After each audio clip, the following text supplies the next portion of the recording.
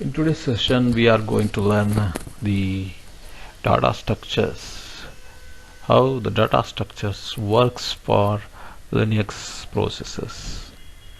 Okay, let's go.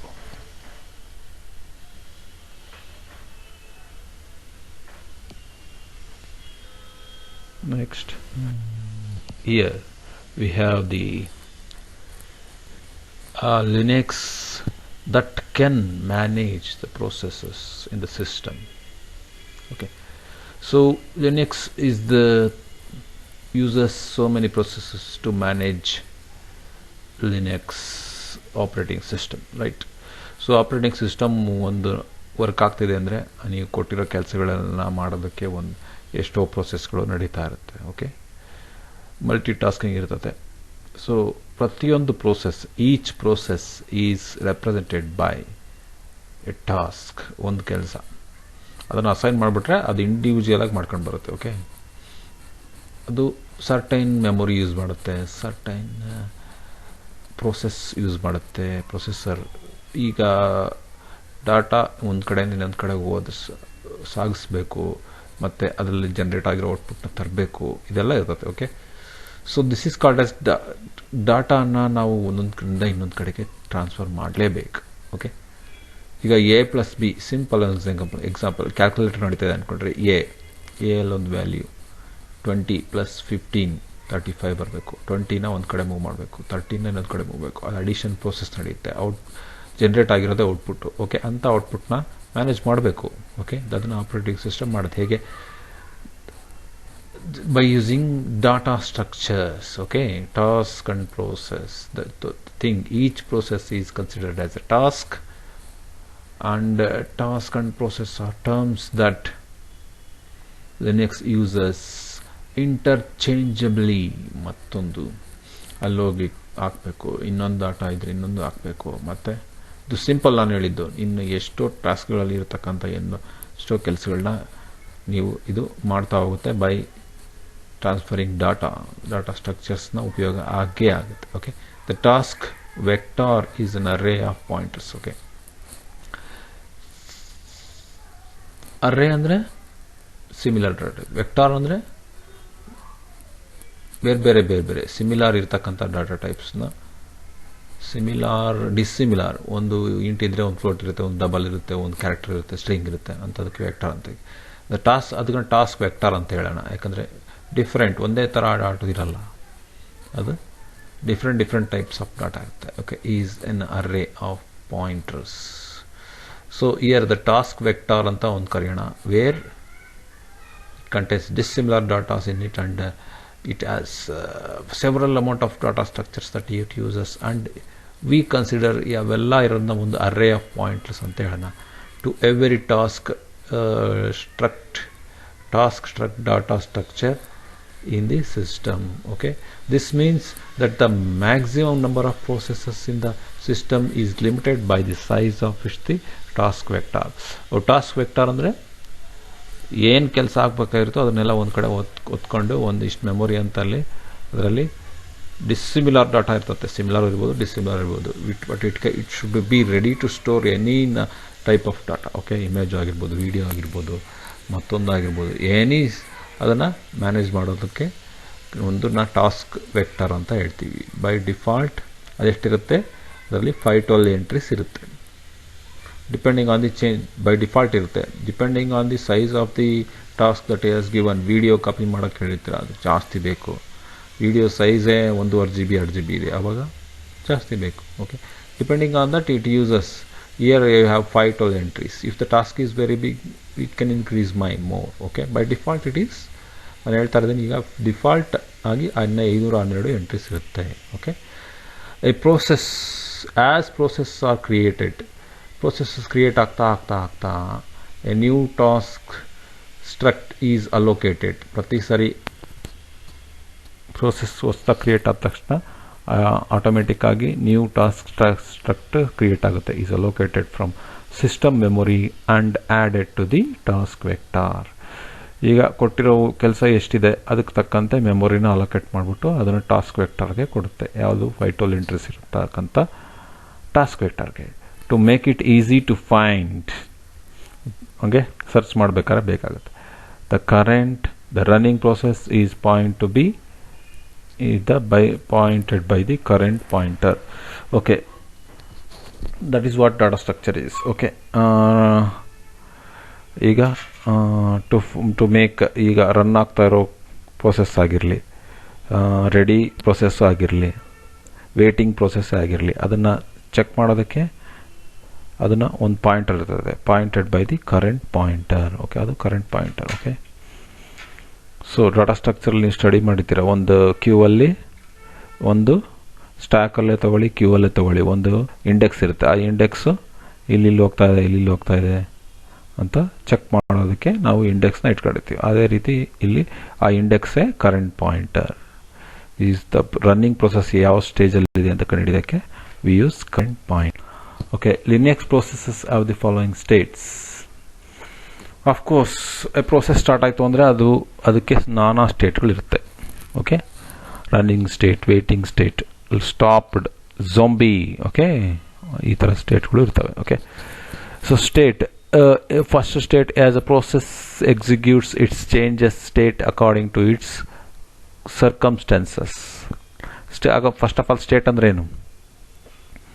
ಒಂದು process execute ಆಗಕ್ಕೆ start ಆಯಿತು ಅಂದರೆ it changes state according to the circumstances. Circumstances ಅಂದರೆ ನಿಮಗೆ ಅವೈಲೇಬಲ್ ಮೆಮೊರಿ ಆಗ್ಬೋದು, ಬೇಕಾಗಿರೋ ಸಿಸ್ಟಮ್ ಇನ್ಪುಟ್ಟು ಬರದೇ ಇರ್ಬೋದು, ವೇಟಿಂಗ್ ಸ್ಟೇಟಲ್ಲಿರ್ಬೋದು, ಸೋ ಮೆನಿ ಥಿಂಗ್ಸ್. ಔಟ್ಪುಟ್ ಬರೋದಕ್ಕೆ ಪ್ರಿಂಟರ್ ರೆಡಿ ಇಲ್ಲದೆ ಇರ್ಬೋದು, ಸೋ ಮೆನಿ ಥಿಂಗ್ಸ್. ಓಕೆ, ಯಾವುದಾದ್ರು ಇನ್ಪುಟ್ ಬಂದಿಲ್ಲ, ಇನ್ಪುಟ್ಟಿಗೆ ಕಾಯ್ತಾ ಇರ್ಬೋದು, ಔಟ್ಪುಟ್ಗೆ ಕಾಯ್ತಾ ಇರೋದಾಗಿರ್ಬೋದು, ಮೆಮೊರಿ ಯೂಸೇಜ್ ಫುಲ್ ಆಗ್ಬೋದು, ಕಡಿಮೆ ಇರ್ಬೋದು, ರನ್ ಆಗೋದಕ್ಕೆ ಸಾಧ್ಯ ಇಲ್ಲ ಅಂತ ಆಗ್ಬೋದು, ಅದನ್ನು ಮಧ್ಯದಲ್ಲಿ ನಿಲ್ಲಿಸಿ ಆಗಲ್ಲ ಅಂತ ಹೇಳ್ಬೋದು. So they are so many states in operating system, right. So running state ಅಂತ ಯಾವುದಕ್ಕಂತಾರೆ? The process is either running, that is current process pointer, not the current process in the system, or it's ready to run, ಅದನ್ನ running state ಇರುತ್ತೆ ಅಂತ ಹೇಳ್ತೀವಿ. ಅಂದರೆ waiting state. Already run ಆಗ್ತಾ ಇದ್ರೆ running, ಇಲ್ಲಾಂದರೆ waiting state. Waiting or assign to one of the system CPUs. Waiting to one of the system CPU. Okay, assign, ಯಾವುದೋ CPU assign ಆಗಿಲ್ಲ ಅಂತ ಹೇಳ್ಬಿಟ್ಟು ವೇಟ್ ಮಾಡ್ತಾ ಇದ್ರು, ಅದನ್ನು ರನ್ನಿಂಗ್ ಸ್ಟೇಟ್ ಅಂತೀವಿ.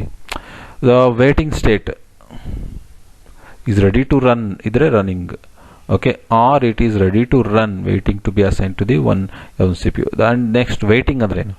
The waiting process is waiting for an event or to be resource. ಯಾವುದೋ resource input ಬಂದಿಲ್ಲ ಅಥವಾ ಮೆಮೊರಿ ಅಲೋಕೇಟ್ ಆಗಿಲ್ಲ. Linux differentiates between two types of waiting process. Waiting ಅಲ್ಲಿ ಎರಡು ಟೈಪ್ಸ್ ಇದೆ, ಇಂಟರಪ್ಟಬಲ್ ಅಂಡ್ ಅನ್ಇಂಟರಪ್ಟಬಲ್. ಓಕೆ, ನಾವು interrupt ಮಾಡಿ ಅದನ್ನು ವೇಟ್ ಮಾಡೋಂಗೆ ಮಾಡ್ಬೋದು. ಇದು ಕೆಲವೊಂದು ಅನ್ಇಂಟರಪ್ಟಬಲ್, ಮಾಡೋಕ್ಕೆ ನಾವೇನು ಮಾಡೋಕ್ಕೆ ಬರಲ್ಲ, ಅದೇ ನಾವು ಇಂಟ್ರಪ್ಟ್ ಮಾಡೋಕ್ಕೆ ಬರಲ್ಲ. Interruptible and waiting process can be interrupt by the signals, whereas uninterruptible waiting process are waiting directly on hardware conditions. ಅವು ಹಾರ್ಡ್ವೇರ್ ಕಂಡೀಷನ್ಸ್ಗೆ ಸಂಬಂಧಪಟ್ಟಂಗೆ ಅವು ವೇಟ್ ಮಾಡ್ತವೆ. ಆದರೆ ನಾವು ಇದಕ್ಕೆ uninterruptible waiting hardware condition. Interruptible ಅಲ್ಲಿ ಸಿಗ್ನಲ್ಸ್ ಇರುತ್ತೆ. By the signals they have interrupting facility, interrupting signals ಇರ್ತದೆ, ಅದರಿಂದ ಮಾಡ್ಬೋದು. ಆದರೆ ಅನ್ಇಂಟ್ರಪ್ಟಬಲ್ ಅಲ್ಲಿ ಅನ್ಇಂಟ್ರಪ್ಟಬಲ್ ವೇಟಿಂಗ್ ಇರ್ತವೆ, ಯಾಕೆ? Depending on the hardware conditions and cannot be interrupted under any circumstances. ಅದನ್ನು ತಡೆಯೋಕ್ಕಾಗದೇ ಇಲ್ಲ, ಕಂಟಿನ್ಯೂಸ್ ಆಗಿ ಹೋಗ್ತಾ ಇರ್ತದೆ. Okay, so stopped, the process has been stopped usually by receiving A signal. ಯಾವ್ದಾದ್ರು ಒಂದು ಸಿಗ್ನಲ್ ಕೊಟ್ಟು ಅದನ್ನು ಸ್ಟಾಪ್ ಮಾಡ್ಬೋದು. ಇದು ಇಂಟರಪ್ಟಬಲ್. ಇವು a process that is being debugged can be stopped, can be in a stopped state. Okay, ಒಂದನ್ನು ನಾವು ಒಂದು ಸಿಗ್ನಲ್ ಸೆಂಡ್ ಮಾಡೋದ್ರಿಂದ ನಾವು ಅದನ್ನು ಸ್ಟಾಪ್ ಮಾಡ್ಬೋದು. ಓಕೆ, ಇದು ಇಂಟರಪ್ಟಬಲ್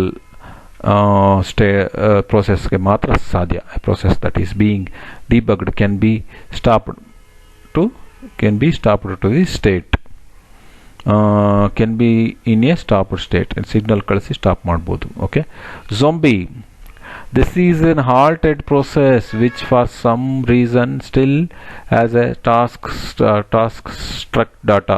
ಇನ್ನೂ ಕೆಲಸ ಮುಗ್ದಿರಲ್ಲ, ಅರ್ಧಕ್ಕೆ ನಿಂತಿರುತ್ತೆ. ಓಕೆ, ಬಟ್ ಹಾಲ್ಟ್ ಆಗಿರುತ್ತೆ. ಯಾಕೆ? Data structure in the task vector. ಇನ್ನೂ ಕೆಲಸ ಇರುತ್ತೆ, ಬಾಕಿ ಇರುತ್ತೆ, ಆದರೆ ಅದಕ್ಕೆ it is what it sounds like A dead process. ಅರ್ಧಕ್ಕೆ ನಿಂತು ಹಾಗೆ ಇರೋದನ್ನ ನಾವು ಝೊಂಬಿ ಸ್ಟೇಟ್ ಅಂತೀವಿ. Okay, right, and these states are represented like this.